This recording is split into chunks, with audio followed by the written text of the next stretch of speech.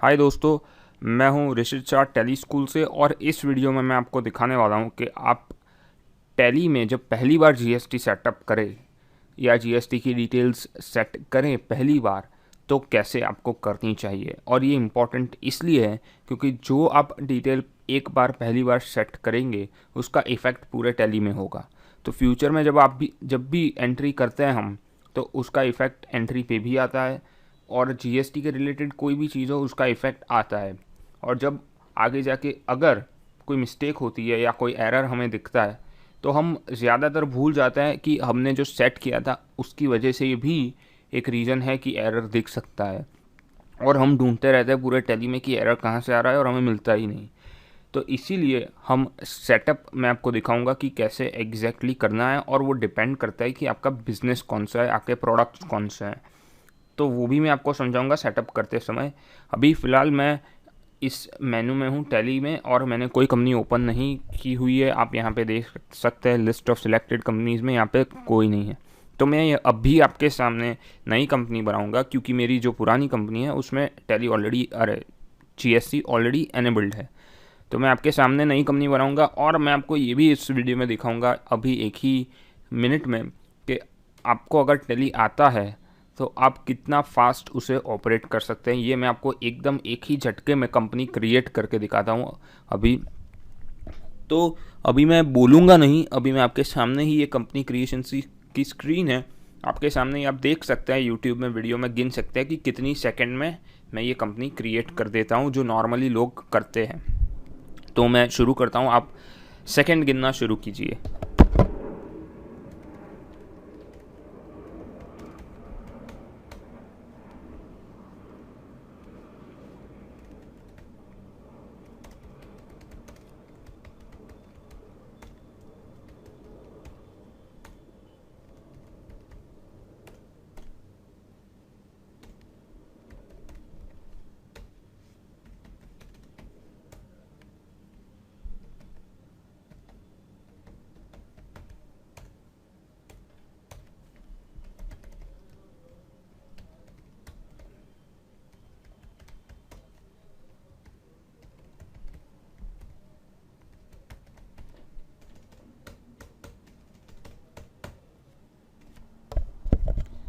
तो ये दोस्तों मैंने आपके सामने ही कंपनी क्रिएट कर दी। अब ये टैली लोड हो रहा है, तो उसमें हो गई कंपनी क्रिएट। तो एक ही झटके में आपके सामने ही मैंने कंपनी क्रिएट कर दी। और इतनी ही देर लगती है अगर आपको टैली अच्छी तरीके से आता हो।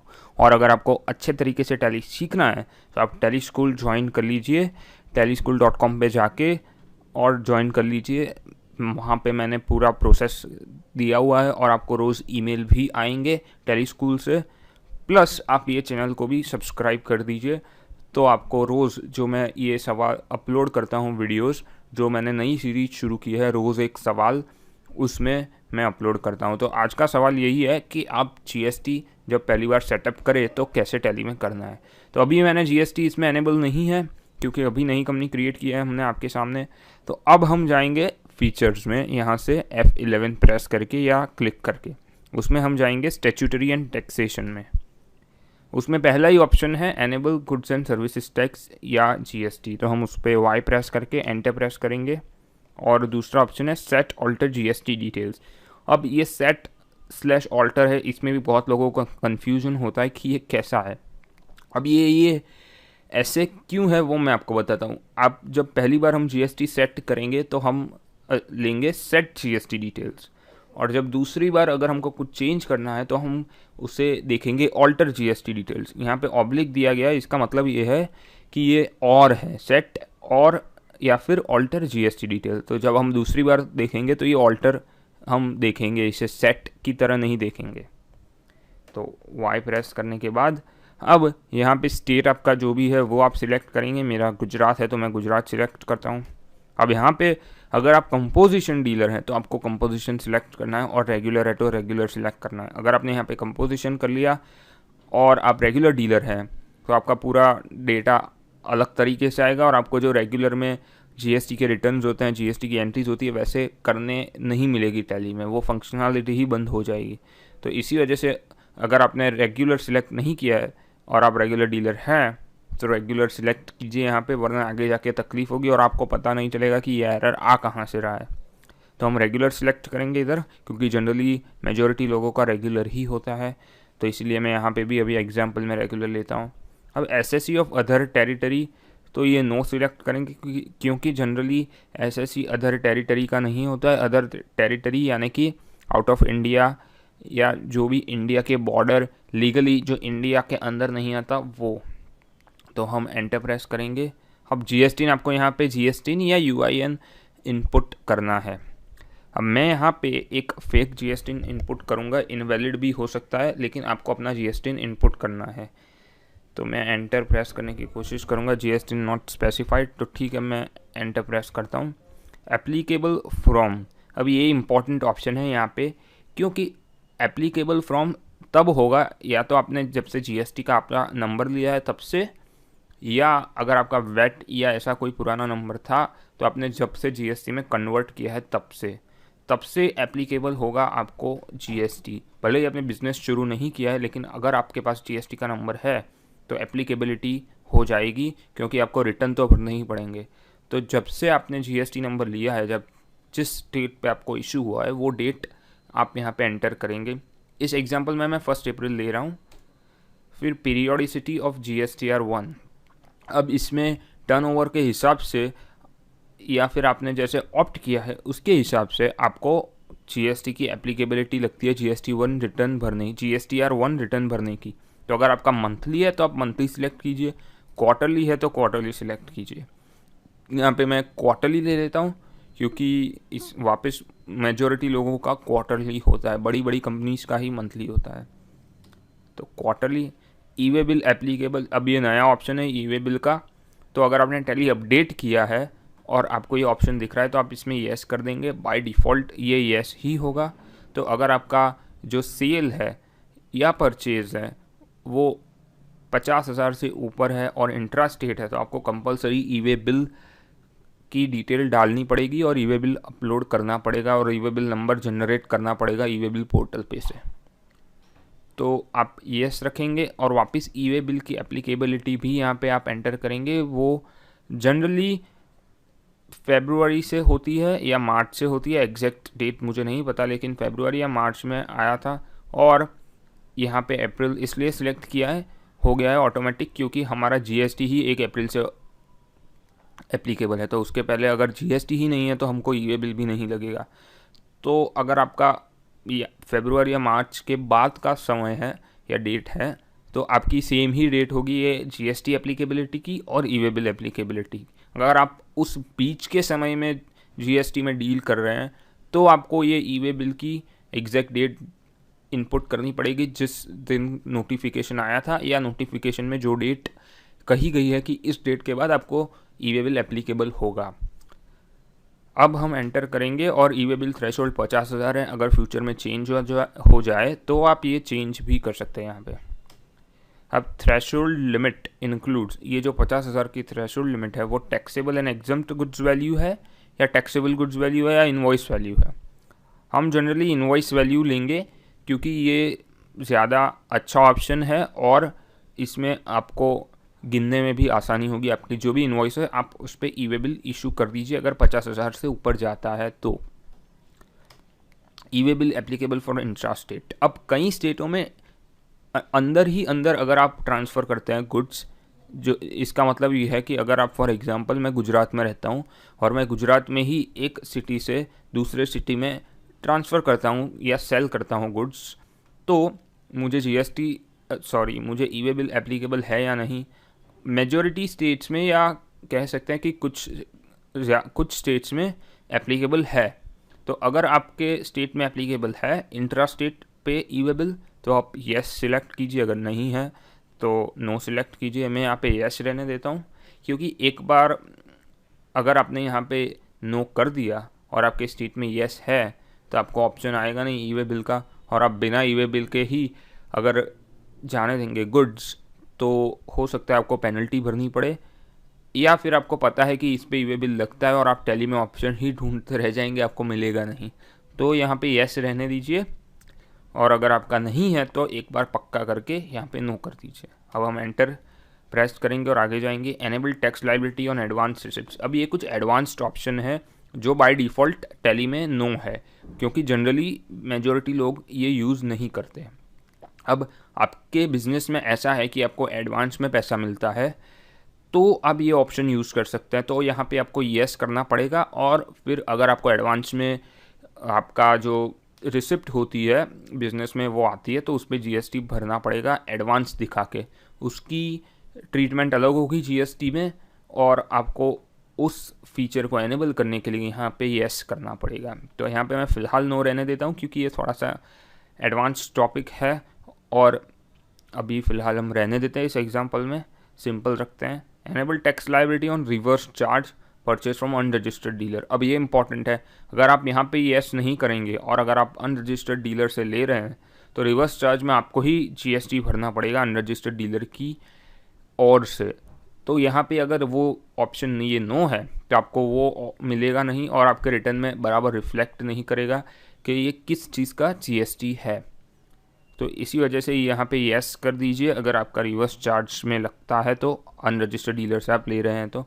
अब ये भी ऑप्शन अभी फ़िलहाल के लिए बंद है जीएसटी में। इसका गवर्नमेंट ने अभी इस पे स्टे लगा दिया है, मतलब रिवर्स चार्ज में नहीं लगेगा अनरजिस्टर्ड डीलर से अगर आप लेंगे तो फ़िलहाल मैं नो रहने देता हूँ, और अगर फ्यूचर में हो गया येस तो हम येस कर सकते हैं यहाँ पे आके। Set alter GST rate details. अब ये बहुत ही इम्पॉर्टेंट पॉइंट है यहाँ पे, क्योंकि मैं अंदर जाके आपको समझाता हूँ ये क्या है। अगर मैं वाई प्रेस करके एंटर प्रेस करूँगा तो एक ये नई स्क्रीन खुल गई जीएसटी रेट डिटेल्स की। अब ये जो यहाँ पे हम जीएसटी रेट डिटेल्स एंटर करेंगे, ये पूरी आपकी जो कंपनी है उस पर एप्लीकेबल हो जाएंगे ऑटोमेटिकली। इसीलिए ये इम्पॉर्टेंट इन्फॉर्मेशन है यहाँ पे, क्योंकि ये हम जीएसटी डिटेल्स जो सेट कर रहे हैं ये पूरी कंपनी के हम सेट कर रहे हैं। तो यहाँ पे हम जो भी जीएसटी के रेट एंटर करेंगे वो भी पूरी कंपनी के ऊपर एप्लीकेबल हो जाएंगे।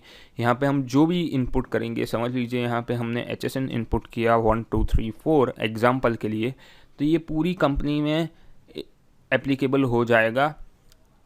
अगर हमने कोई और जीएसटी की डिटेल कहीं और एप्लीकेबल नहीं की है, फॉर एग्जांपल अगर आपने स्टॉक आइटम क्रिएट किया है, कोई समझ लीजिए टीवी क्रिएट किया है स्टॉक आइटम, और टीवी का HSN आपने नहीं इनपुट किया है, या टीवी की जीएसटी डिटेल्स आपने इनपुट नहीं की है, तो वो जीएसटी डिटेल्स यहाँ से पिक हो जाएगी आपकी कंपनी की, जो आपने मेन कंपनी के जीएसटी सेटअप करते समय अंदर इनपुट की थी।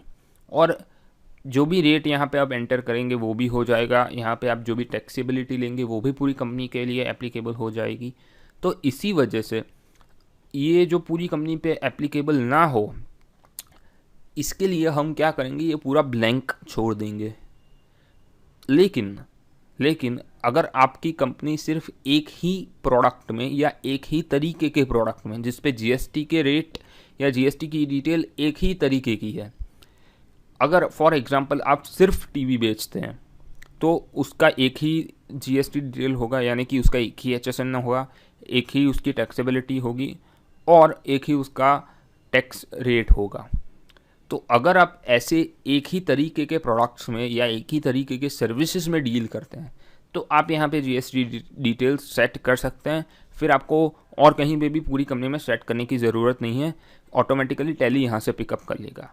लेकिन ऐसा बहुत ही रेयर केस में होता है कि कोई भी इंसान या कोई भी कंपनी एक ही तरीके के प्रोडक्ट या सर्विस में डील करती हो, तो इसी वजह से हम यहाँ पे कुछ सेट नहीं करेंगे, और ये ऑप्शन ही बल्कि हम नो रहने देंगे, येस करके अंदर आएंगे ही नहीं। क्योंकि जब हम यहाँ पे सेट नहीं करेंगे तो हम आगे जाके अपने जो भी स्टॉक आइटम्स हैं, यानी कि जो प्रोडक्ट्स हैं, अपनी जो भी सर्विसेज हैं, उसके लेजर हैं, उसमें लेजर में हर एक में जाके हम जीएसटी डिटेल्स एनेबल कर देंगे। तो हमारा जो लेजर है, हमको पता रहेगा कि हमारी जो सर्विसेज हैं उस सर्विस का एग्जैक्टली क्या जीएसटी इफ़ेक्ट आता है, क्योंकि हमने हर सर्विस और हर प्रोडक्ट में जाके हमारे जीएसटी के डिटेल्स एंटर किए हुए हैं, और वहाँ से फिर टैली पिकअप करेगा, क्योंकि हमने यहाँ पे कुछ नहीं इनपुट किया है। और कन्फ्यूजन ना हो इसीलिए हम कम से कम इन्फॉर्मेशन इनपुट करेंगे जीएसटी की टैली में। तो हमको पता चलना चाहिए कि जब हमने जीएसटी की जो कोई भी डिटेल हम एंट्री करते समय हमको दिखेगी तो वो कहाँ से पिकअप हो रही है। अगर समझ लीजिए हमने यहाँ पे भी इनपुट किया, हमने जो स्टॉक आइटम है वहाँ पे भी इनपुट किया और कुछ मिस्टेक हुई या कुछ एरर आया, तो हमें दोनों जगह देखना पड़ेगा कि कहाँ से क्या मिस्टेक हो रही है, और उस कन्फ्यूजन में शायद हमको पता ही ना चले कि मिस्टेक क्या है और कैसे हम सॉल्व कर सकते हैं। तो इसी वजह से हम जितनी कम हो सके उतनी कम इन्फॉर्मेशन जीएसटी की इनपुट करेंगे, जितना हो सके उतना एक ही जगह पे रखेंगे। यानी कि अगर आप स्टॉक आइटम में जीएसटी की डिटेल्स फिलअप कर रहे हैं तो हम कहीं और नहीं करेंगे, अगर हम यहाँ पे कर रहे हैं तो हम कहीं और फिर स्टॉक आइटम में नहीं करेंगे। तो हमको एग्जैक्टली पता चलेगा कि हमारी गलती अगर हो रही है तो उसको हम सुधारे कहाँ जाके। तो अभी फ़िलहाल हम नो रहने देते हैं इसमें, यस आप करेंगे ही नहीं। अब ये ऑप्शन है थोड़ा सा एक एडवांस नहीं कह सकते जीएसटी क्लासिफिकेशन, लेकिन थोड़ा सा इजी से थोड़ा सा ऊपर है। ये क्या है, जीएसटी क्लासिफिकेशन एक तरीके का क्लासिफिकेशन है। मैं यस करूँगा यहाँ पे और आगे बढ़ूँगा। इसमें क्या होगा, जीएसटी क्लासिफिकेशन आप एनेबल करेंगे तो आपको जीएसटी क्लासिफिकेशन का ऑप्शन अकाउंट्स इन्फो में, फिर उसके बाद स्टैट्यूटरी इन्फो में जाएंगे तो आपको वो ऑप्शन दिखेगा, और उस क्लासिफिकेशन में आप सेट कर सकते हैं हर क्लासिफिकेशन को, जीएसटी के रेट, जीएसटी के टैक्सेबिलिटी और जीएसटी का HSN SSE, उसके हिसाब से हर एक क्लासिफिकेशन नया बना सकते हैं, और फिर वो क्लासिफिकेशन आप डायरेक्टली अप्लाई कर सकते हैं कोई भी प्रोडक्ट या कोई भी सर्विसेज पे। तो फॉर एग्जांपल आपने एक क्लासिफिकेशन जीएसटी का बनाया 28% जीएसटी का, टैक्सेबल 28%, फिर आपके जो भी प्रोडक्ट्स हैं या सर्विसेज है आप डायरेक्टली उस पर ये क्लासिफिकेशन अप्लाई कर सकते हैं 28% जीएसटी का। आपको हर बार पूरी डिटेल इनपुट करने की ज़रूरत नहीं पड़ेगी, आप सीधा क्लासिफिकेशन सिलेक्ट कर लीजिए और ऑटोमेटिक सारी डिटेल ऑटोमेटिक अप्लाई हो जाएगी उस प्रोडक्ट पे या सर्विसेज पे। तो ये क्लासिफिकेशन वाला डिटेल आप ऑप्शन जो है वो यस कर दीजिए। तो आपको सिर्फ क्या करना पड़ेगा, एक 28% का क्लासिफिकेशन बनाना होगा, एक 18% का, एक 5% का, या आपके जो भी टैक्स रेट लगते हैं उसके क्लासिफिकेशन बनाने होंगे, और डायरेक्ट फिर हर एक प्रोडक्ट पे क्लासिफिकेशन अप्लाई कर देने का, तो आपका हो जाएगा। फिर ये प्रोवाइड LUT बॉन्ड डिटेल्स, अगर आपने डिपार्टमेंट को लेटर ऑफ अंडरटेकिंग या बॉन्ड ऐसा कुछ दिया है जीएसटी के रिलेटेड तो आप यहाँ पे यस करके उसकी डिटेल्स भर सकते हैं। इसमें कुछ नहीं है, बॉन्ड का वैल्यू, बॉन्ड नंबर, ऐसी डिटेल्स है, डायरेक्टली जो डिटेल है वही एंटर करनी है, कुछ ज़्यादा इसमें है नहीं। तो यहाँ पे मैं नो रहने देता हूँ और एंटर कर देता हूँ और एक्सेप्ट कर देता हूँ।